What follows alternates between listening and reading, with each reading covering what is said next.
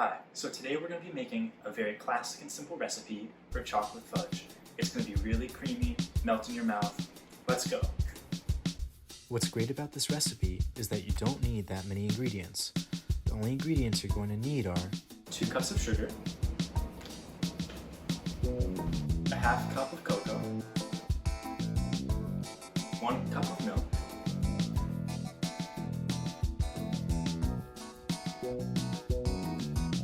4 tablespoons of butter, and 1 teaspoon of vanilla extract. So now we're going to combine our chocolate, our sugar, and our milk in a medium saucepan.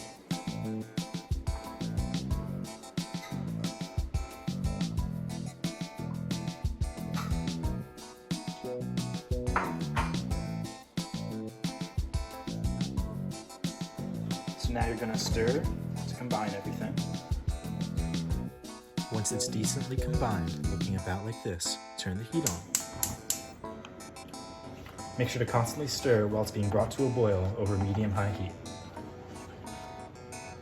I found that as the mixture got hotter and not all the cocoa was dissolving, stirring much faster really helped the process go along better. If you are struggling to dissolve all the clumps, I really recommend this.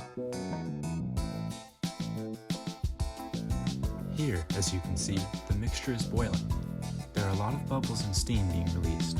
Once it reaches this boil, turn the heat down to a low-medium flame. A nice simmer is what we are looking for. Place the candy thermometer in the pan and heat the mixture to 238 degrees Fahrenheit. With this simmer, I really found that patience is key. Make sure that once the mixture is brought down to low heat, do not stir again. If you stir at this point, you may cause development of large sugar crystals. Fudge is a finely crystalline candy. The microcrystals give fudge its somewhat firm structure and also the melty quality. So while it does depend on the development of tiny sugar crystals, if you stir now, the crystals will be large and make your fudge grainy. Okay, cool. Now that it has reached 238 degrees Fahrenheit, take the pot off the heat. Now add the 4 tablespoons of butter.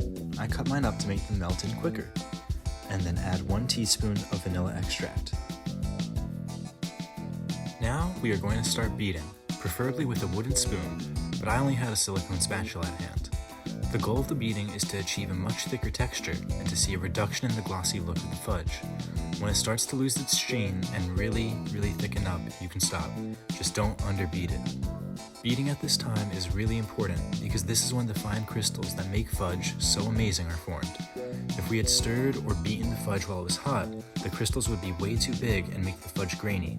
But now since the fudge has cooled off, beating it creates very small crystals and makes our fudge creamy and smooth. This part of the process can take a very long time and can be pretty tiring. I've been beating the fudge pretty hard for a bit now, and while you can see it has gotten a bit thicker, it is nowhere near ready to pour. So by now, I've been beating the fudge vigorously for a really long time, and it's really coming together.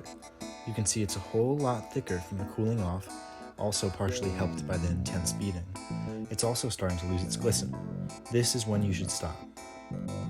Unfortunately, I did not stop then. I kept beating for a bit more, and while it did get thicker and lost even more sheen, I ran into a problem.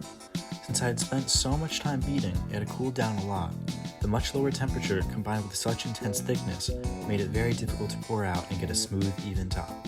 This made the appearance of my fudge look pretty messy, sadly. So, as you can easily see, the presentation of my fudge leaves a lot to be desired. It isn't very smooth and looks very messy. On the plus side, it has lost a lot of the shine from the pre-beaten fudge and has set into a fudge-like texture, one that is solid but soft and chewy and can really melt in your mouth. While nowhere near a failure, mine is a little on the crumbly, grainy, and dry side, and there are 2 possible reasons for this outcome. One reason is from possibly overbeating the fudge after the stage of adding butter and vanilla. This caused a problem with the presentation, but could also have been a cause for graininess. Another reason why it was grainy could be that I cooked off too much liquid in the simmering phase.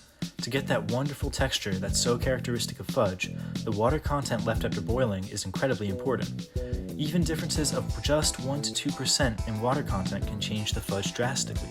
If there's too much water, there will be too much liquid in between the sugar crystals, and the fudge will be runny and too soft. If there's too little water, like mine, the liquid will be too concentrated and the fudge will be crumbly and even dull looking. This is most likely what happened to mine. When I was simmering, it was very difficult to get the fudge up to 238 degrees Fahrenheit without it turning into a boil, and by the time it reached 238 degrees Fahrenheit, too much liquid was cooked off. But in the end, even though it was grainy and a bit dry, it still tasted amazing. You can't really go wrong with cocoa, sugar, butter, and milk.